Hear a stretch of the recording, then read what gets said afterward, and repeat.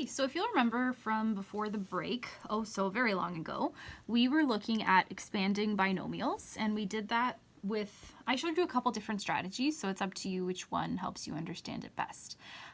Essentially, we are taking this first term and thinking of it like multiplying the second binomial by this term first and then this term. Or you can think of it like multiplying the first terms, the outer terms, the inner terms, and the last terms. It's up to you. I recommend, regardless of the method, drawing arrows because it helps you not leave anything out. So usually I start off by thinking of it like, so I'm going to do the distributive property with this number. So I'm going to multiply both of these by 2x. So you can think of it like this. This in-between step isn't really necessary, and hopefully you'll get to a point where you won't need to write it. Then I'm going to multiply them both by -7. So these are the first, outer, inner, last terms.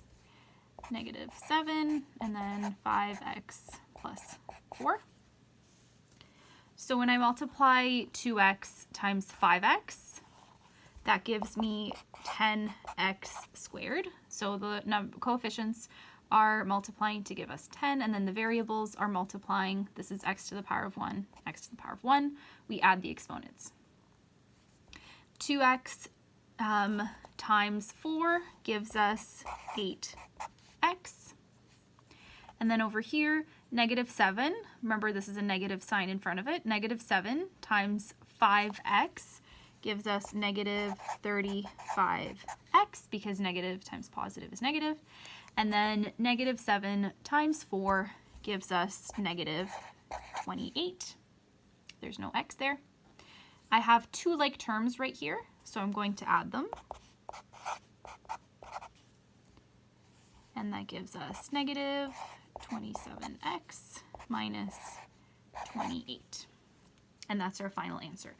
So we have two binomials being multiplied here, so two numbers that have two terms in them, and then I end up with a trinomial. It has 3 terms as my final answer. So all of your questions that look like this will end up having a term that's squared, a middle term that we get by adding the like terms, and then a constant with no variable at the end.